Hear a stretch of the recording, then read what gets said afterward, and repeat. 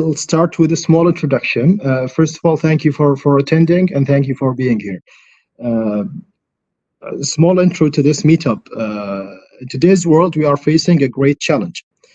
A challenge I'm certain we will overcome, just like we overcame all the great challenges we faced in the past. May God keep us and our loved ones safe. Looking at the bright side, we are better equipped today than before.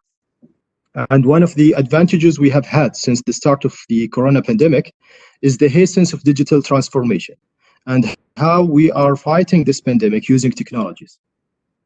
I'm Mohammed Al-Muhayya, and welcome to Hope Hackathon's digital meetups from Thinktech, an initiative sponsored by the Ministry of Communication and Information Technology. In this meetup, we have an amazing line of guests. Allow me to begin the meetup by introducing this session's moderator, Ms. Elizabeth Olsen.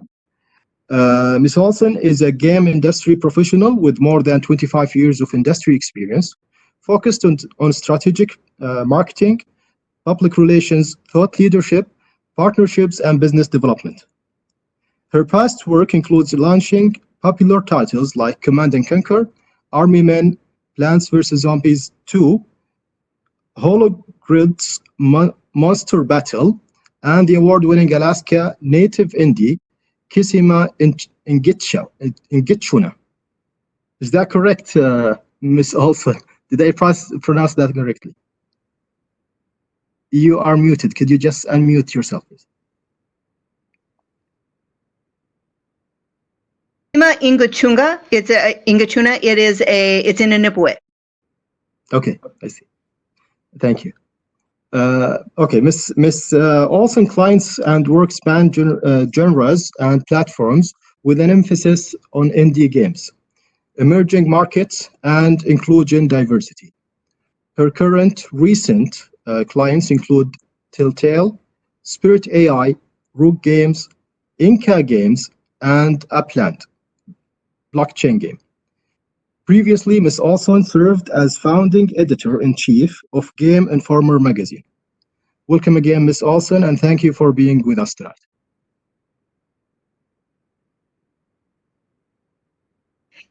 Thank you very much.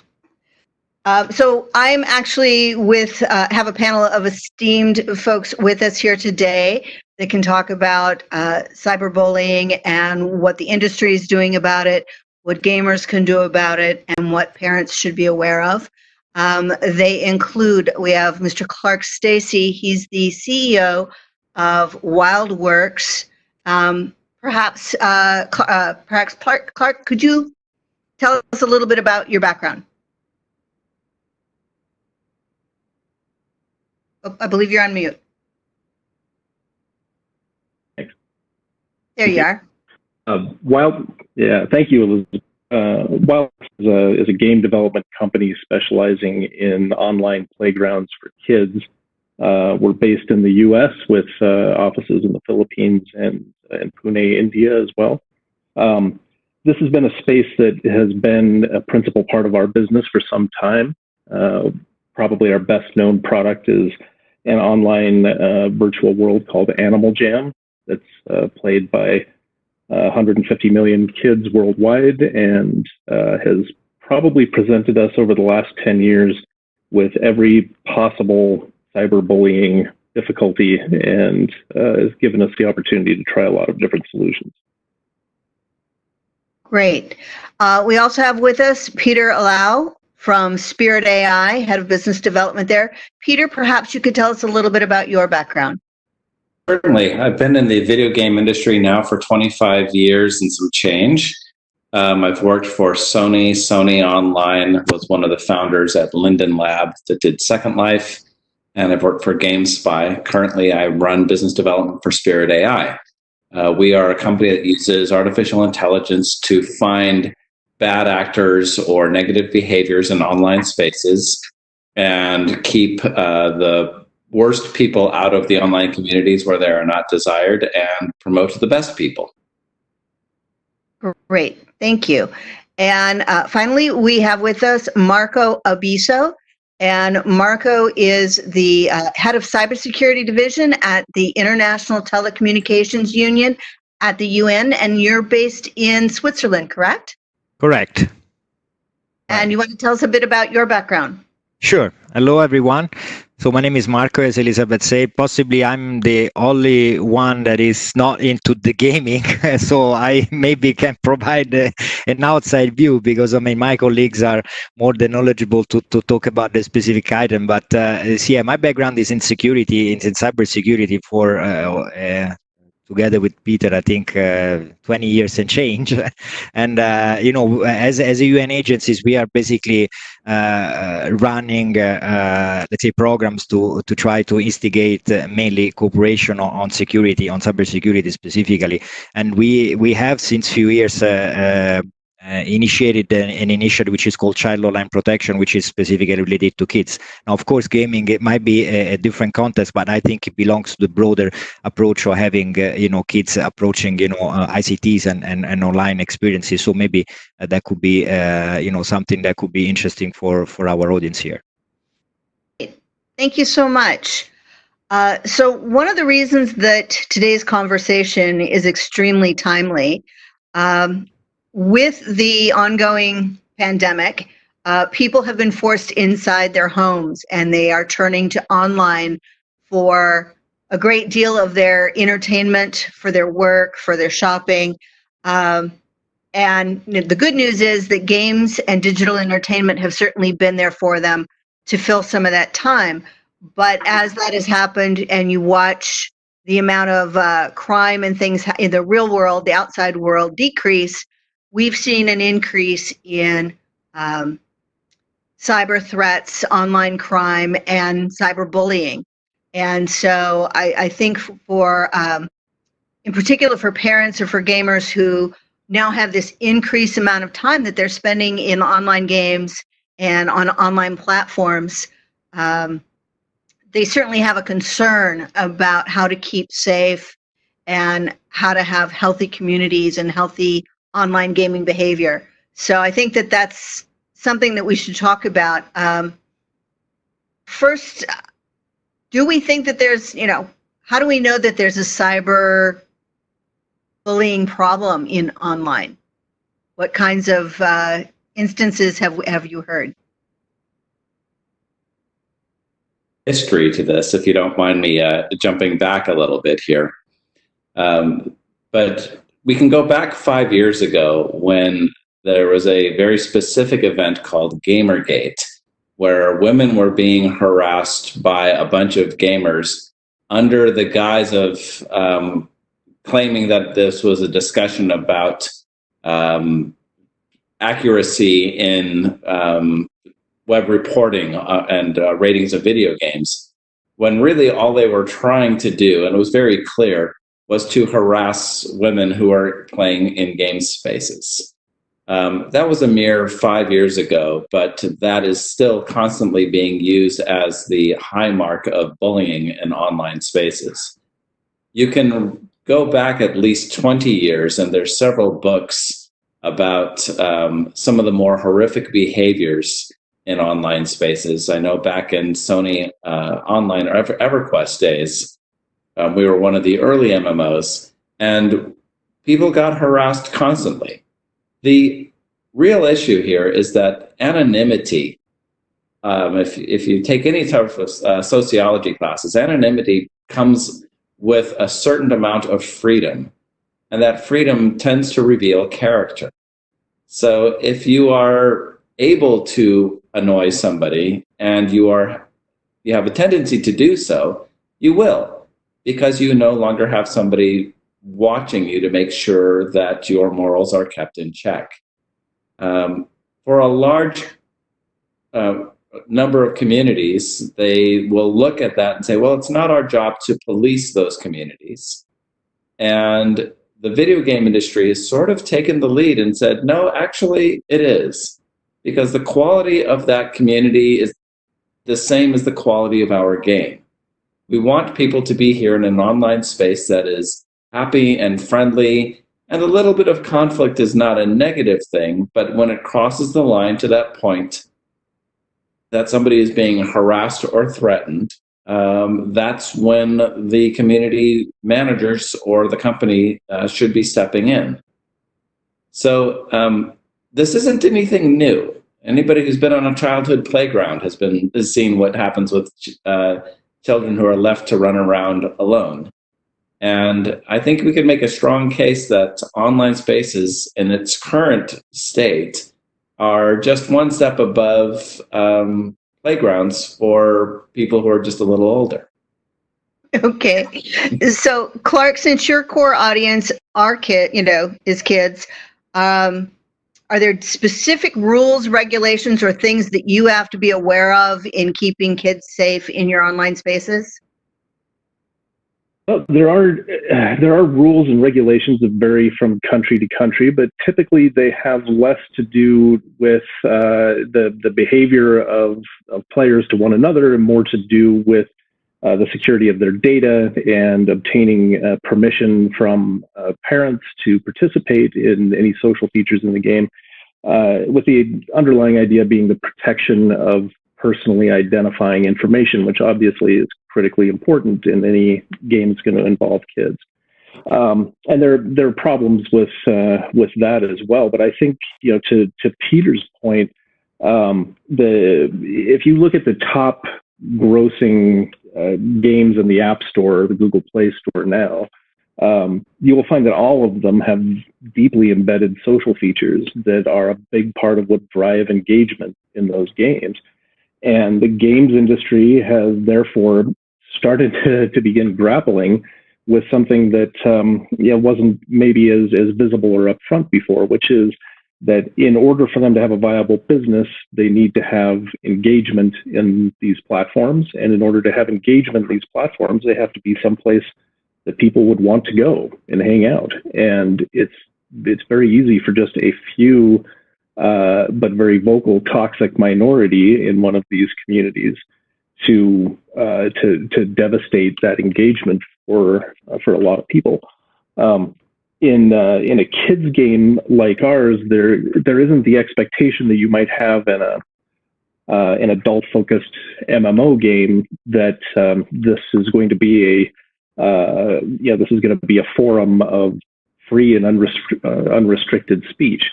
We put a lot of effort into preventing kids from sharing even their real names in Animal Jam.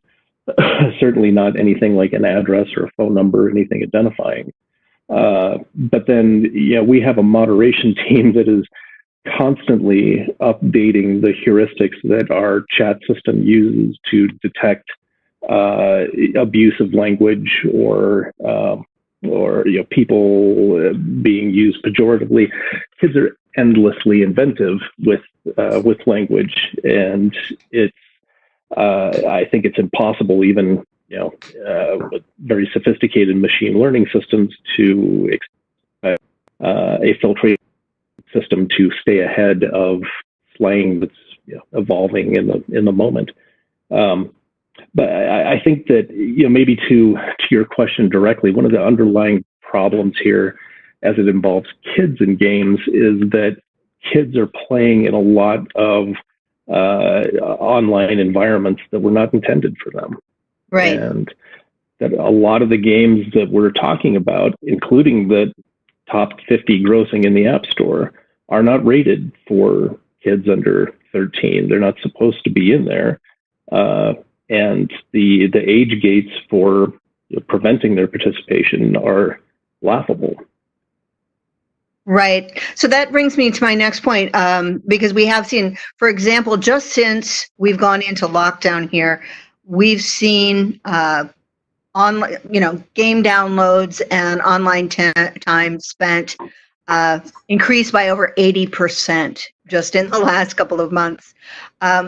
But even before we got to that point where people were turning to games and online forums, there has been this increase in games, whether it's Fortnite, Mindscape, Roblox, any of these that allow you to play in an online environment that have big social components, and perhaps it's not something that's intended specifically for kids. So you have a diverse audience. So Marco, I'd ask, as we've seen that happening on our side, has this become an increasing concern amongst policymakers to try and get in front of some of this technology and how one should be prepared for situations, cybersecurity issues and stuff that happen with this increased trend? Yeah, definitely. Thanks for that. And actually, my little intervention is really linked to what Clark was saying, what Peter was saying in terms of the let's say controls that for sure the industry is putting in place in any kind of applications that are going online, which is an important component, but it cannot go without the other part, which is the user perspective. And if I see myself from the user side, then I see my 10-year-old kid that is just getting visible to Fortnite. He start playing the game and he start clicking around on all over the place.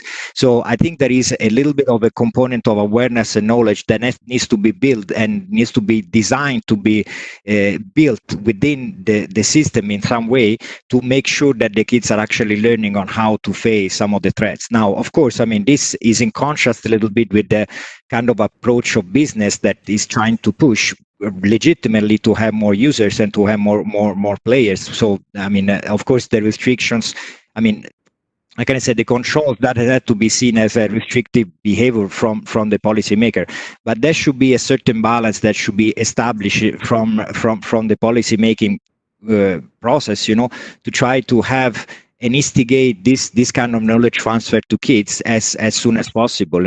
That's why the UN system as a whole is working toward the educational model that the kids should adopt in a sense, and also the teacher should adopt and the parents should adopt, to try to align the two elements here, the exposure of kids to online experiences with the knowledge that goes with it, in trying to by design avoid certain behaviors, and this is something that it needs to go hand by hand from our perspective. Yeah.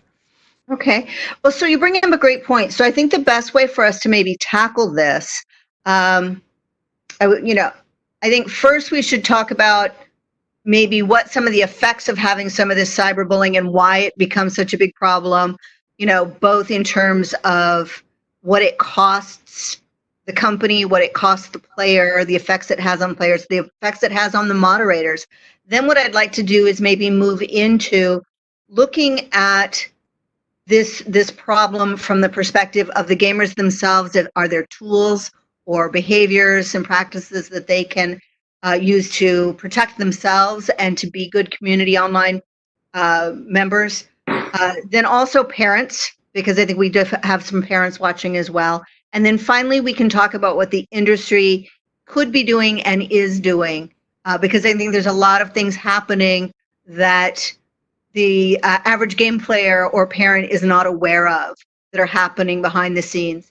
So let's start first, if someone can speak to some of the key effects and I guess downside things that the way that cyberbullying affects players. I can take that one for at least for a little bit.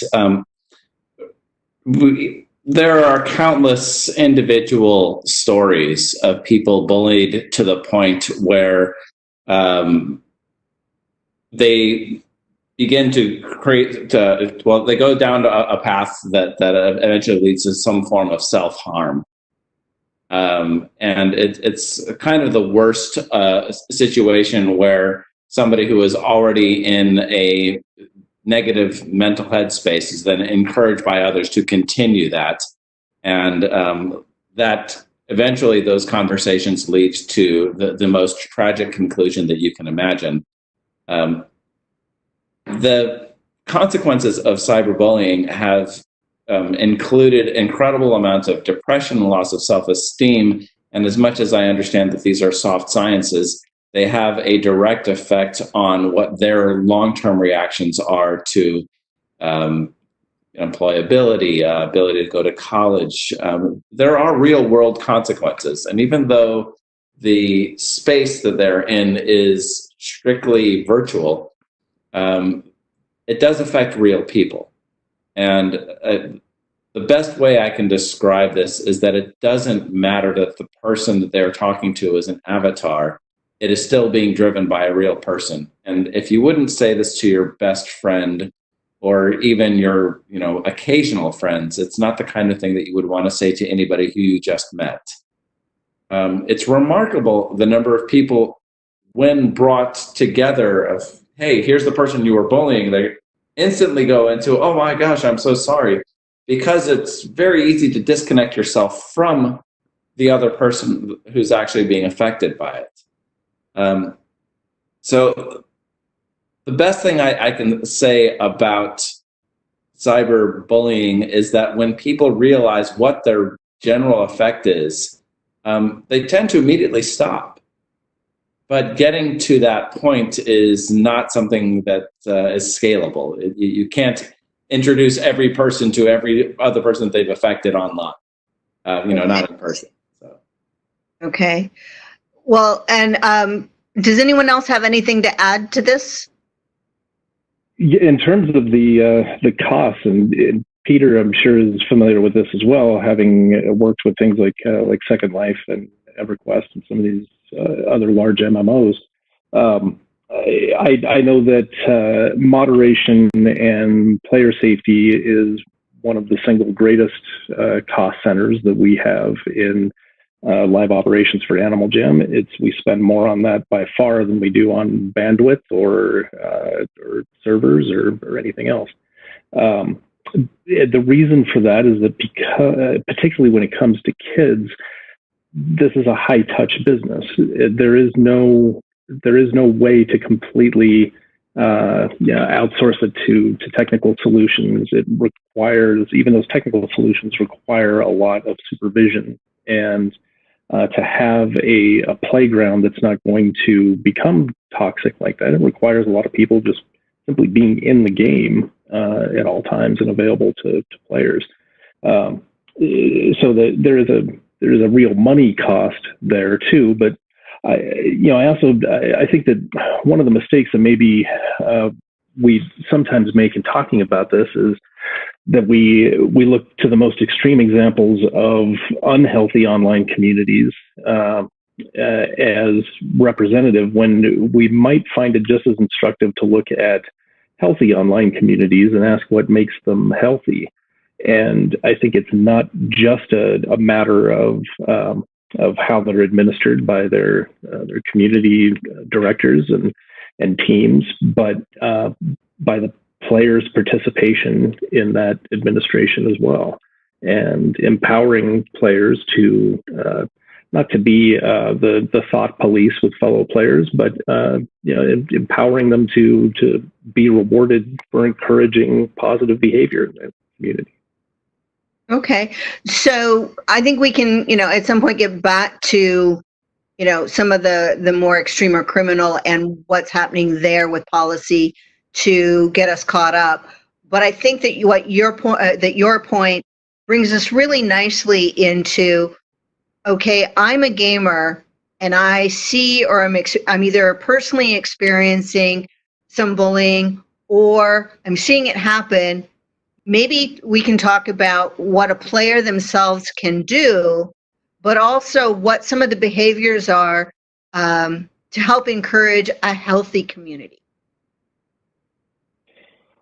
I think from a game design standpoint, that comes back to the tools that are made available to players in their communication in the game to begin with.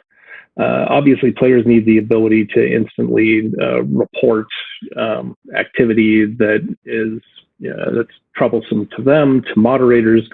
They also need the ability to block communication with that other player, and that can't be something that feels like it has a social consequence for them. It can't be that the player is still running around, they're seeing them talk about them. It has to be that that player is removed as far as they can see, and that a player who's behaving negatively in the game is simply going to vanish to more and more of the other players. And that the disincentive there in continuing to be belligerent is going to be pretty obvious. But I think that, and Peter, I'm sure, has a lot of experience with this too.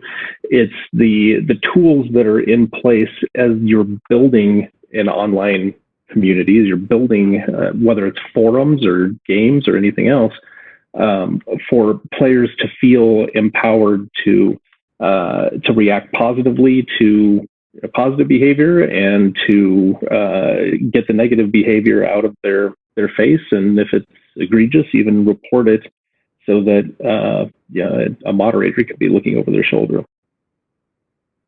Great.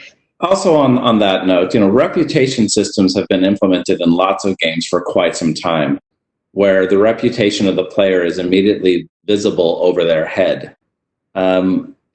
There are problems with that in that it's a very gameable system. You could just get all of your friends to say, wow, this guy is amazing, even though they go around doing terrible things.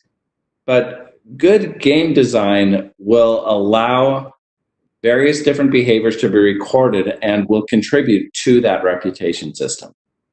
And Riot has done a very good job with League of Legends, where when you help out your own team members, your reputation goes up.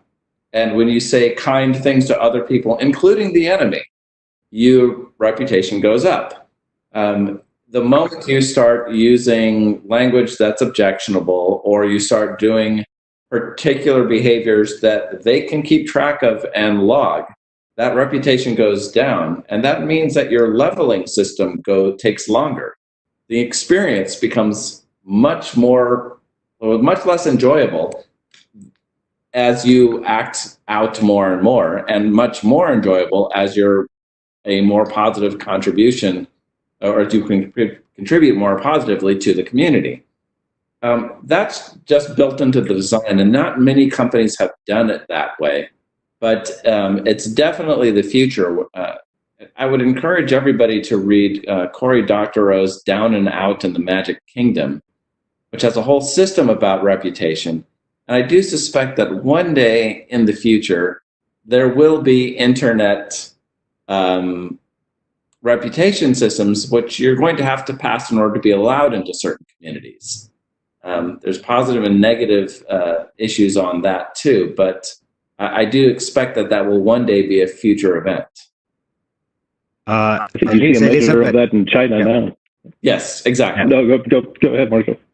Yeah, sorry. No, if I can jump in here and without taking your role, Elizabeth, but that's a very interesting conversation, and I can create a parallelism with what is happening in the cybersecurity arena. Because to reduce what we call attack surface, the surface, whether it's geographical or behavioral, that is used for to basically perpetrate cybercrime. I mean, of course, one of the ways is to act, and to adopt a different behavior, which is called cyber hygiene, which is basically the same in terms of creating a healthy environment within the online experience. And I mean, one of the mechanisms that are often used is to really sharing as much as possible practices that the industry players and the policymakers are adopting.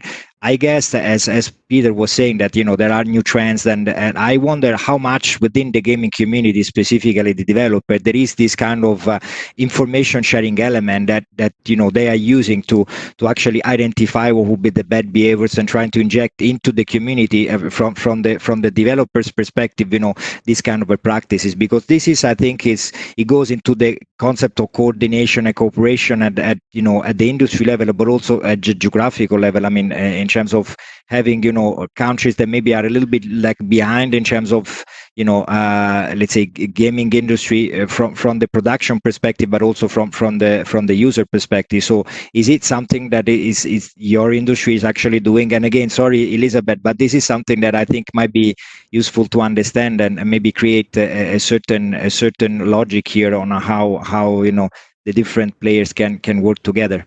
Without going too far off topic here, I can promise you that the coordination the coordination between all of the companies that know the worst actors out there, there is absolutely none, save for the most extreme of the most illegal practices out there.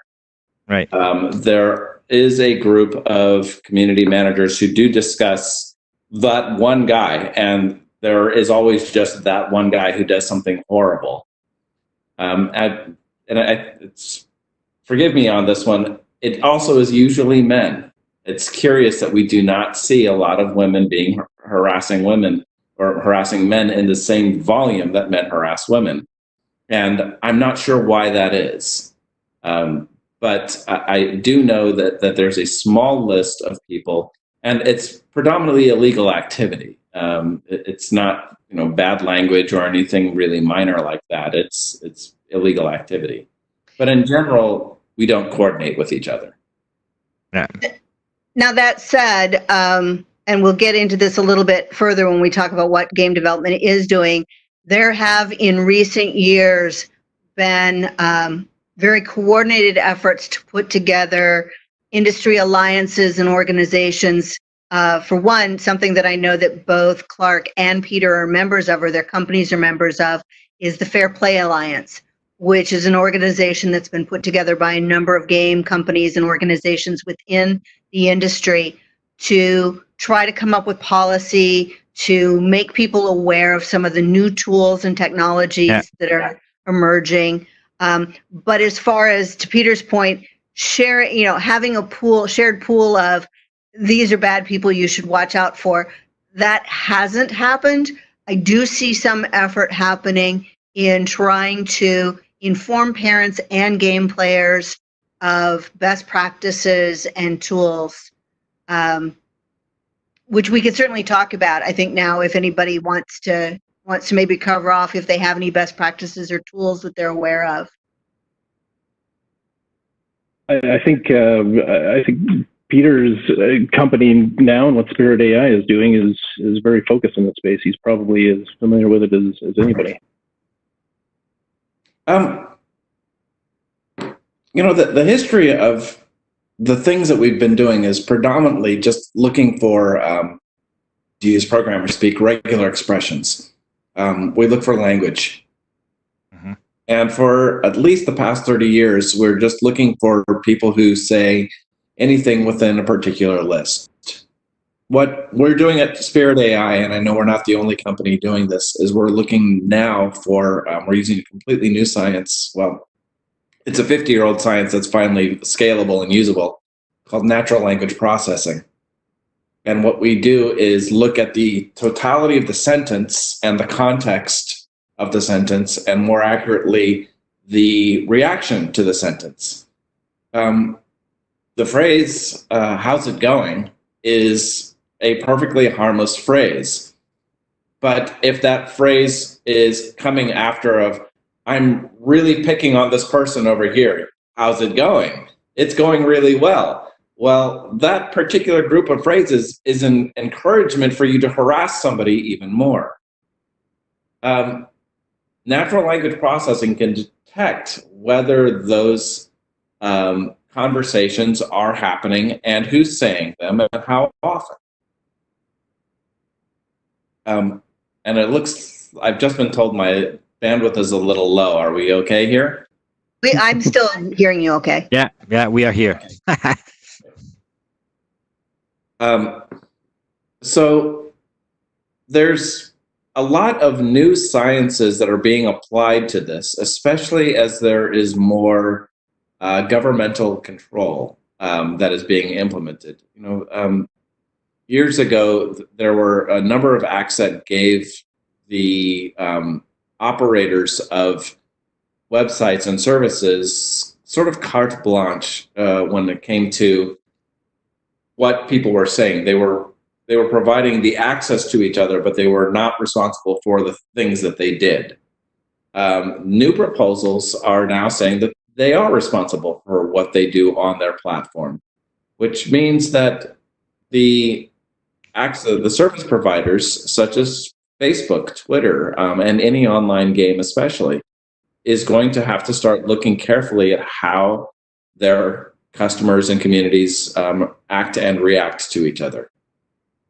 So the level of responsibility is definitely going to have to come up. But fortunately, what we've built with computers can be solved with computers. The AI is a budding science. We can always use the old standard method of just hiring lots of people to go through lots and lots of logs. That's an expensive way of doing it, but it does indeed work. So I guess the best way to describe this is there are about 10 or 15 different ways that different communication mediums have been using to get rid of the worst people or to stop certain behaviors, all with various levels of success. Now that everybody is at home and those conversations and the volumes of those conversations are increasing and online is basically becoming a living requirement, I expect to see much more of those conversations to be monitored either by a computer or a person, and anything that's either illegal or objectionable being kicked out. And the sophistication of those systems are certainly improving, and the work that Peter's company is doing is testament to that. I know that there are others in this space, and I know that Google has taken some interest in this from the machine learning standpoint. Something that we've found very effective and a technology that's evolved well in the last few years is a trust-based chat system. Peter had talked about a reputation basis incorporated into game design that's visible to players and that is kind of both carrot and stick in that in the social interaction.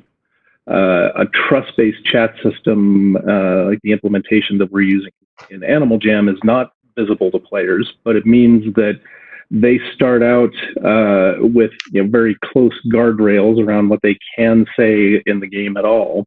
Mm-hmm. And it's over a period of time as the system observes their communication and sees that it's they're staying within the bounds of the heuristics we've put on it, that we open that up more. If we see that they're not trying to just test the limits of a filtration system or look for ways around it, then we can give them more and more agency in communicating in the game. And what that helps us with is the phenomenon of players who are egregious bad actors in games, and so they're banned or removed, and they come back with a VPN under a different name, and there's really no barrier to them just returning to the game over and over and continuing that behavior. It's difficult to detect that.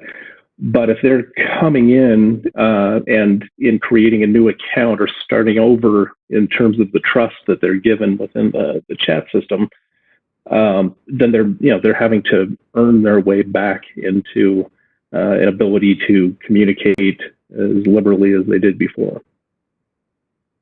Okay. So, Marco, did you have anything to add before I move on to the next kind of general topic? No, I'm good. Thank you. Okay. So, we've talked a lot about, what some of the bad behaviors are, the cost of some of the bad behaviors, and some of the ways that the industry is countering that. When we talk about tools or behaviors or resources, let's say I'm a gamer who is either, like I said, experiencing cyberbullying, or I see it, or, where can I turn to learn what I should do or what resources are there? Not necessarily the technologies, but what I can do to get help if I'm getting cyberbullied.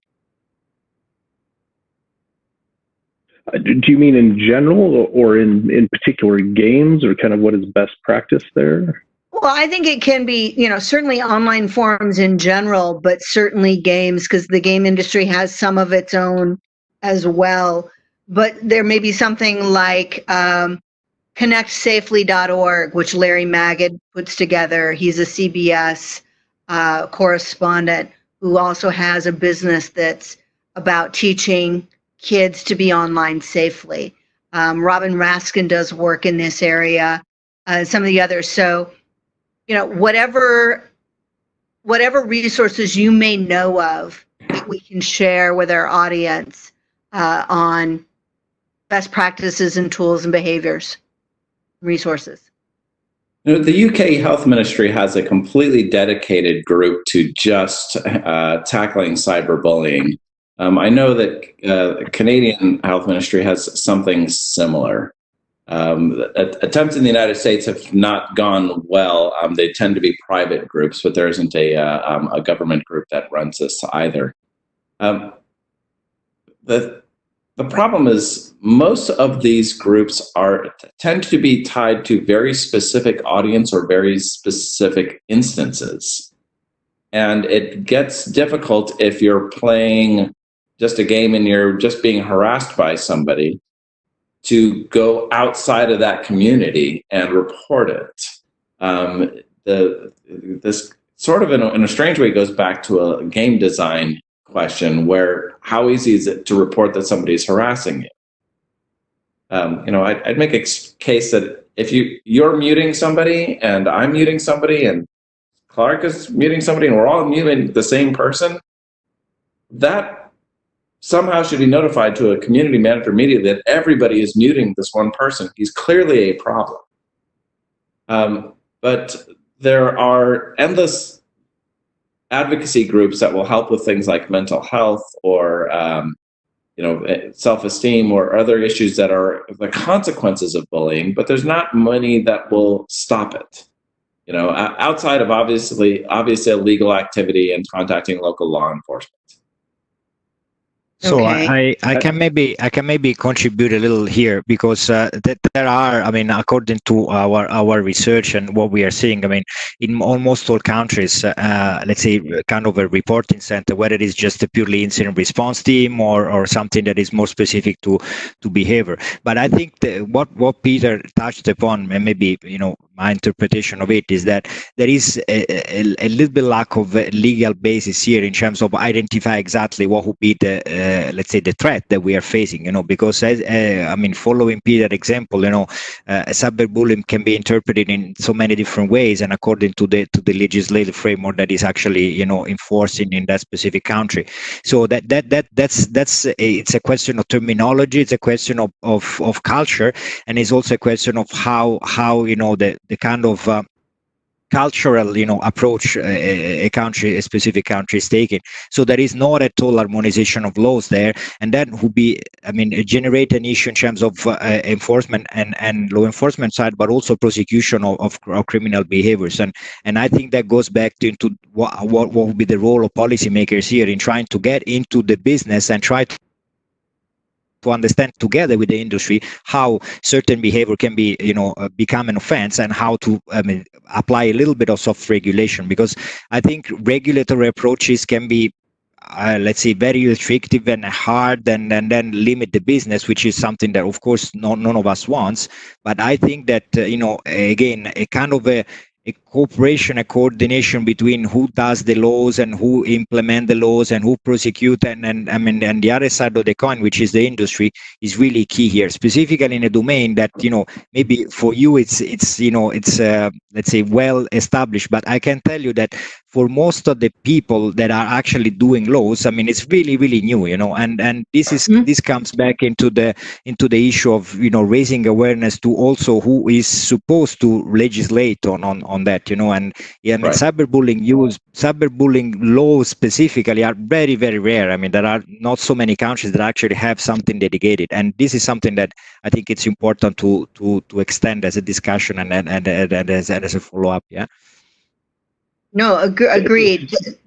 Go ahead, Clark. I'm just going to say to Marco's point, it is very difficult to make a legal definition here, particularly one that's going to blanket across all cultures and age groups, and there's so much variation there. It's difficult to generalize. But I think that in terms of what can I as a player do if I'm experiencing this, the first thing is to be aware of what the rules and tools are of the community that I'm participating in, and what are my options when I experience something like that? Is it just reporting a player? Are there servers for the game that are more restrictive or safer for me to participate in? are there terms of service there that if they're being violated, I can draw moderators' attention to it? What are the tools that I have? And if those tools aren't sufficient, then A, I'm probably not in an online community appropriate to my age group, or B, I need to confine myself to communities that are actually supporting those tools and are clear about what their policies are. Right. Okay. So then, because I know we also have some concerned parents, especially now, like I said, as you're seeing kids, it's not particularly new for kids to be gravitating towards games over their age group, but now that's online. And I think parents have a lot of concern.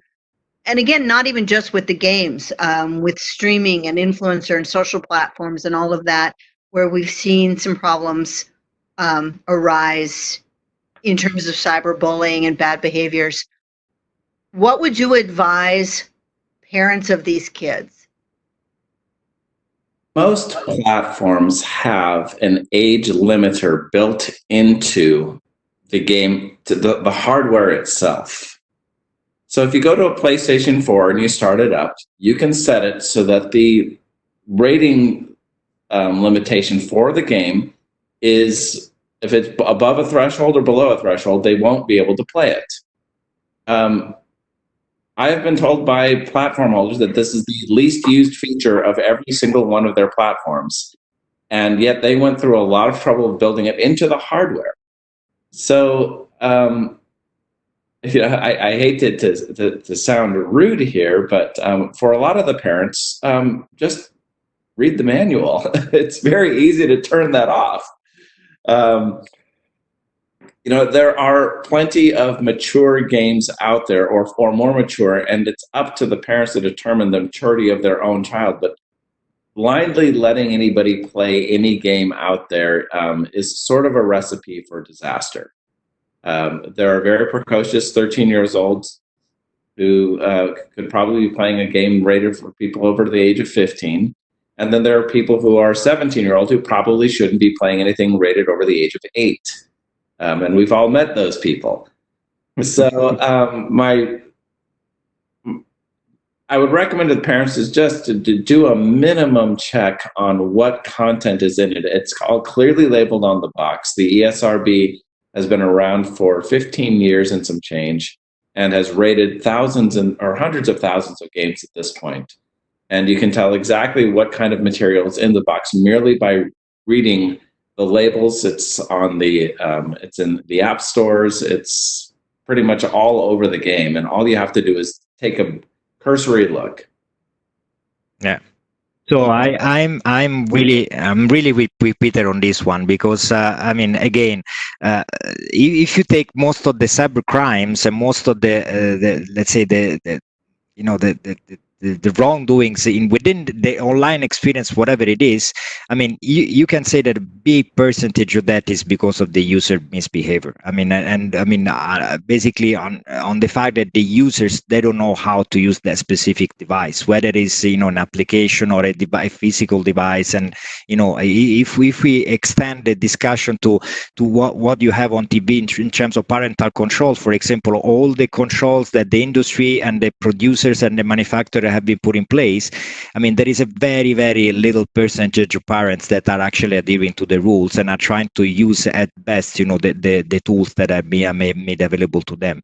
So here again, coming back to the importance of awareness to the parents on how these tools must be used. And when you buy a platform, when you buy a game console, when you buy anything that is related to connecting you to the virtual world, you need to have the basic knowledge that is required to see what are the minimum security measure that you can put in place, and this is something that sometimes is not happening. Now, the question is how you can drive this behavioral change. And this is the eternal question, because we always have the situation where you buy something and after a few months there is a new version coming with it, and you need to invest your time to understand. And I mean, and this is basically the bridge that there is between, you know, the technical community and the user community, you know. And I mean, some of us as engineers are forced to do that, but you know, if you speak with the, you know, with the average user, I mean, they don't do that. So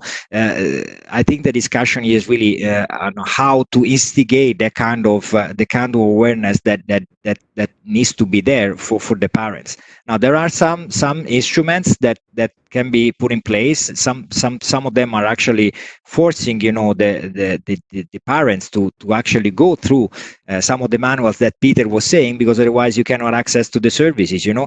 Now, is it the right approach? And then you say, okay, I mean, if you don't really understand what you're trying to do, then I will not allow you to do it, you know.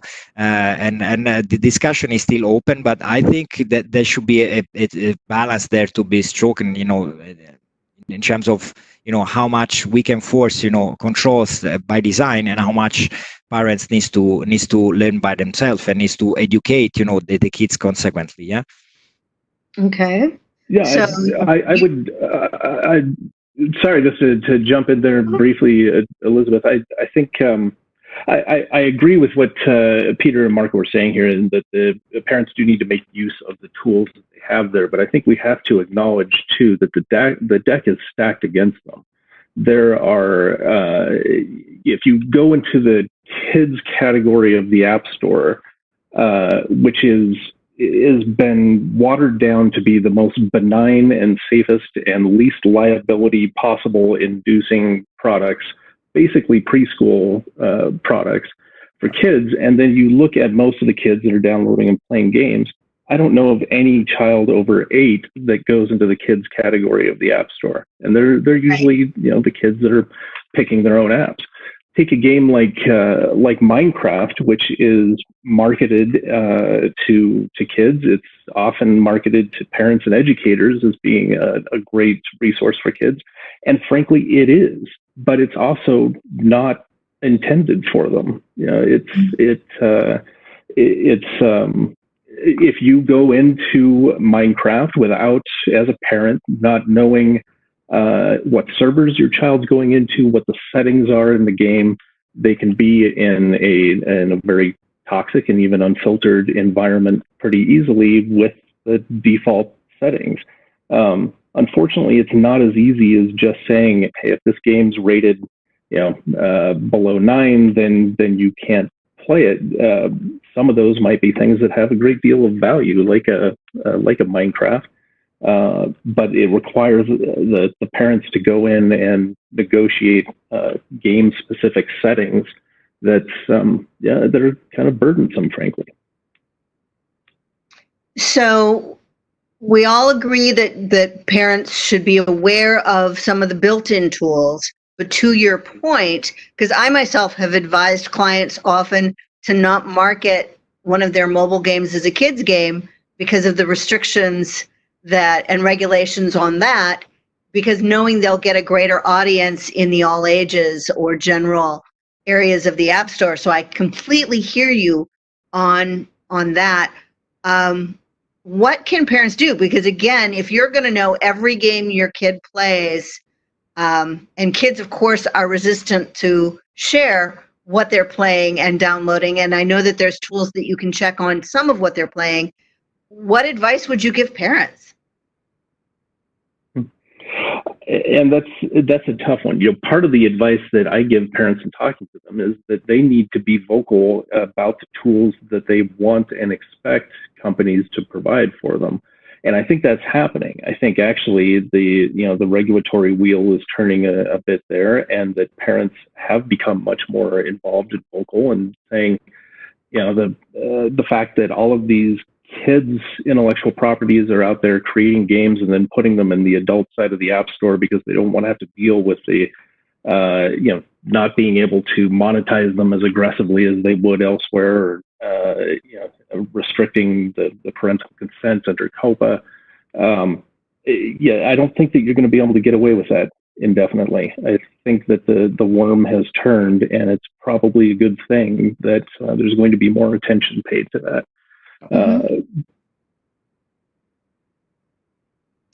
Okay. So, and I will say, and again, I'm familiar, unfortunately, I'm mostly familiar with the North American market, but there are also some great resources to help parents, such as Common Sense Media, which is an online media outlet that looks at toys and games and movies and entertainment in general and helps give recommendations and age appropriateness and helps inform about the tools. Another one that's fairly new is Super Parent, which is another online media resource that helps. So there, there's certainly those and a number of other online resources. Do you guys know of any others outside of that that might be great resources for parents to turn to find age appropriate things and best practices and to learn about some of these tools? I know in the U.S. there's FOSI, the Family Online Safety Institute, which has publications and proceedings that come out of their meetings that are valuable too. Right. Yeah, that's a good one, because we have been working with them, with FOSI, and of course it's North American, but they have also a kind of a wider perspective on other tools. And on our own in ITU, we actually put together a set of guidelines with UNICEF and with other international organizations, with other industry players on kind of put together guidelines for parents. And again, not specifically for gaming, but maybe that's something that might be useful for the community to access. And I think that there is a need, however, from my perspective, to build those kind of, and I think that was mentioned before, those kind of alliances or those kind of communities really dedicated to parents, and to how the parents can face this kind of threats, because the industry can drive to a certain extent, the governments can drive on a certain extent, but I mean the engagement of the community bottom up is really key here. In some other areas, I mean we are much more mature, and here I still see, I mean, again, from an outsider perspective, work to be built in terms of work to be done in terms of build the kind of baseline on knowledge that can be shared. Yeah.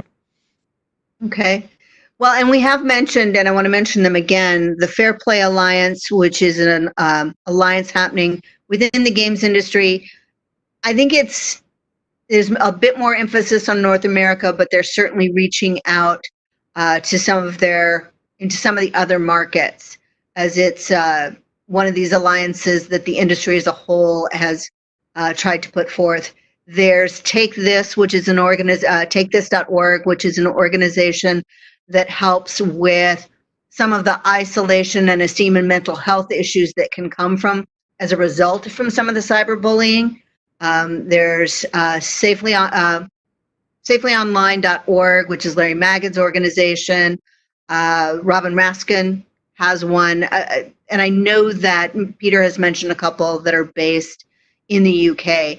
I think it would be helpful at some point, and I'll certainly take this up with some of our organizations here in the US, on putting together a website that has a list of these resources, and then sharing them through some of the publications that parents are turning to. And even if you have an online site, maybe you have something on your site that lists these resources. Because I don't know that we as an industry have done, I know we try, and there's a lot of things that one is juggling when one is building and launching and marketing a game, but I don't know that we've done the best job of educating parents and players of all the tools. Yeah, I know for us, since our market is more kids and parents, that is something that we address directly with the Animal Jam audience. If you go to animaljam.com/parents, you'll see we have some videos and other resources. We have an adjunct site to Animal Jam called AJ Academy for homeschoolers and educators, where we try to talk as well about best practice for kids online and safety and things that parents can do. Most of what we're doing is more directed at the child, but parents are among our audience, and when a child joins our game, a parental command center for them is created that they can log into and control their child's experience in the game. And I think you're right. We should certainly be highlighting resources like that that are out there for parents to draw on. Okay. So we've talked a little bit about cyberbullying from the perspective of the gamer. We've talked a bit about cyberbullying from the perspective of the parents. And we've certainly talked about some of the implications and damages of cyberbullying. Let's talk about it now from a perspective maybe of a game developer and what we're doing, the challenges we face, some of the tools that are available, what we could, and also what we could use from the policymakers. Because we talk about what the policymakers can use, certainly from our industry. What can we use from the policy, what assistance can we use from the policymakers? Hang on.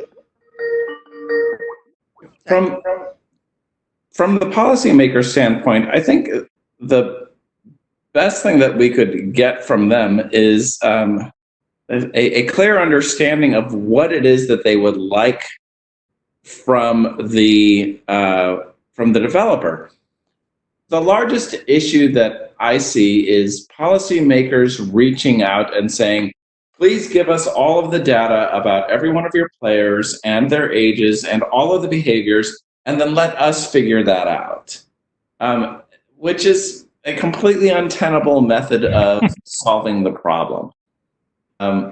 We're far more interested in saying, what behaviors would you like us to stop? Which ones would you like us to report? And which ones do you just not care about? And there's never been a really clear line about that. And in fairness, policymakers have a lot of other bigger boats to row. But so much of what those policies are built around are based on single instances without an overall hierarchy of what the real problem is within an online space. So I guess what I'm saying is there's two things that I'm looking for as a better understanding of what it is that we make and how it affects people, and what it is that they want us to, as an industry, to solve. Yeah, so I think your let's say comments are turning into something that I can witness and I can confirm, is that there is no clear understanding from the policy making people, or what they need to look for. Yeah. And of course, I mean the right approach. I mean, not the right, but the best approach they can come out with. Okay, data collection, everything. So I'll take as much information as possible and I'll try to figure out what I do with this information. But here again, sorry to come back to the same point. I think the problem is the dialogue, which is not happening, right? In some other areas is happening, and maybe it's happening because there is a political interest there, driven by a specific phenomenon that might impact the political agenda of that specific government. We see that a lot, and then there is a certain sensitivity that is raised, and then the whole government is chasing that specific issue. But it's a continuous, sustainable dialogue between this relatively new community that is there, and the relatively new threat that is happening. I mean, with the policymaker that are always chasing the technology rather than being ahead, this is something that is not happening. So there is a responsibility from the policymaker to understand how this alignment can be done, and there is a responsibility from the game developer, and from my perspective, that the industry as a whole, to, let's say, create the condition for the policymaker to actually be available, which is not, I mean, it's more easy to say than to do, but on a certain moment, this dialogue has to be established, because you are the ones that needs to advice, and they are the one that needs to listen, while sometimes it's on the other way around. I mean, you are the recipient of requests, but I mean, you should drive the process, because I mean, in any other ICT environment, I mean, it's the techies that are actually giving the insights, and then these insights are transformed into policies. Now, I don't know if in the gaming industry this is happening, but from my little experience, is not happening because there is not this dialogue established, and there is a way to foster that. Well, I know that the Entertainment Software Rating Bureau, the SRB, has a very intense conversation constantly with new laws and new proposals. And every time the video game industry gets a new proposal that affects one small group based on one small incident, based on one small town's single event, bad laws tend to get proposed. And the SRB does a very good job of saying, let's not create an entire blanket policy over one small incident. Rather, let's look for a trend and try to build a policy around something that affects numerous people, rather than letting a harsh case create bad law. Yeah, so that is what we call, I mean, the idea would be to build policy evidence-based. So basically, you try to understand what is the phenomenon, and then, of course, you build a policy around it. The problem is that this is not happening because the policymakers, I mean, are not understanding enough. And I mean, maybe I'm self-critical because I represent, in a sense, governments, you know, as an international civil servant. But, you know, this is something that has to be injected into the minds of who is trying to establish policies. And in some other more mature, from the policy perspective, you know, more mature issues, this is happening. I think it's not happening yet there. But again, I understand it's a process, but this is where, you know, data should be helpful, you know, not just, you know, collecting, you know, bad behaviors or you know, IDs of you know, people that are actually accessing online, but try to give a wider perspective. And sometimes I know it's time consuming as an investment from the industry to do that, but I can tell you that in the security space, this is happening because, I mean, what is stake there is actually, you know, there is a very, very tangible impact, which I think that sometimes in the gaming industry is not felt. And that's why, you know, cyberbullying is seen as something that, you know, is not yet at the priority level. As you said, you know, they have the other big things to do, but this is becoming a big phenomenon. And maybe we have a chance to anticipate that before it becomes, you know, a boom and a bomb, and then everyone is trying to chase the rabbit, right? Right. Yeah, I think it bears mentioning that the problem that we have now is not necessarily that there isn't a legal framework here. There are no enforcement resources for it, and or training among law enforcement to address the laws that we do have.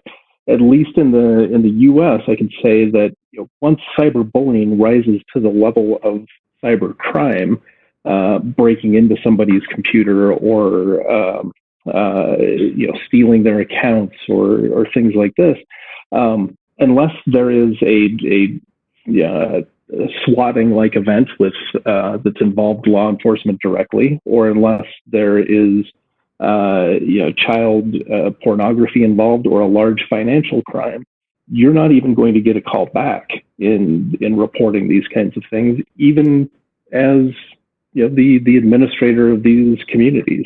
The enforcement resources are just too overtaxed, and very often don't have the training or resources to follow up on these things, you know, for the laws that exist. Okay. So what I want to be able to leave. I don't see any questions yet, so I put it out there now. If anybody that's watching the panel has any questions, they can type them in so that we can get our panelists to answer them. Otherwise, are there any final thoughts that you guys would like to cover off on and leave our audience with today?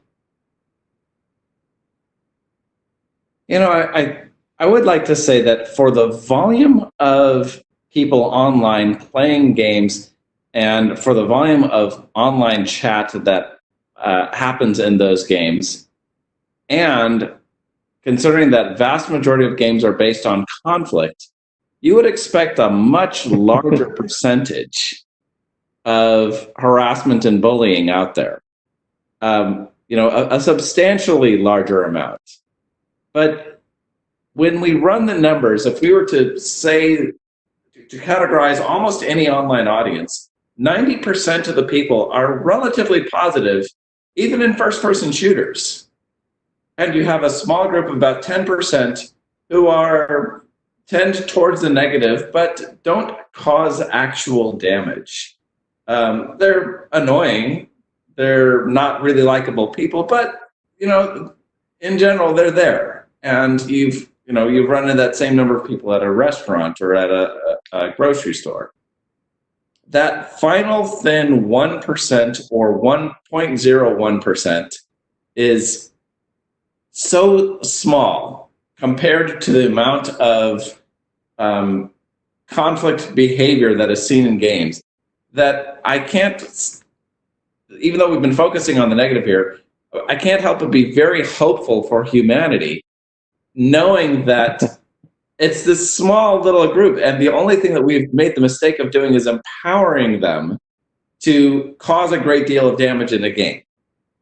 Once we find better ways of not allowing that to happen, the gaming community will continue to grow in more and more positive ways. And I look at that, I wake up every day looking at that, looking at the worst behaviors out there and still thinking, but the majority of us are awesome. Well, and it's pretty much the thing as you alluded to before. It's all male and almost all adolescent. So maybe the hope that we have is that they're growing out of it. No, I like the positive note, and I think we need to lead the panel with the positive part, which is, of course, the enjoyable experience you can have in playing games and what goes with it. Maybe an element here is that you're right, Peter, and I trust you when you say that.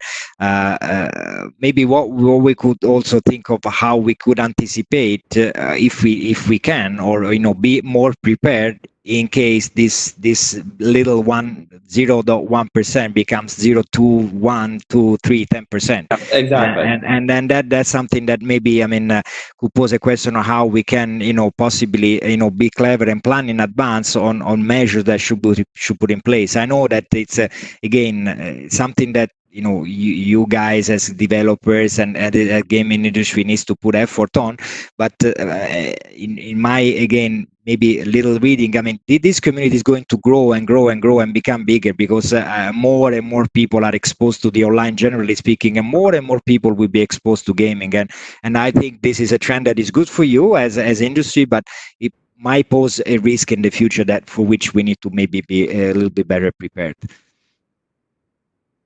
I would just add to that I think that there's a lot of business opportunity out there for developers now to put more emphasis on kids, and that there are some mainstream developers that are realizing their core demographics start out as kids, and if they can develop a trustworthy reputation with those kids and their parents early on, they become players of other social games later. But in particularly as we're seeing with the worldwide quarantines going on and the possible effect that may have on school forever, kids are going to be spending more time connecting with their friends in virtual environments. I think that's only going to increase, and as the costs of technology and bandwidth decrease, it will spread further.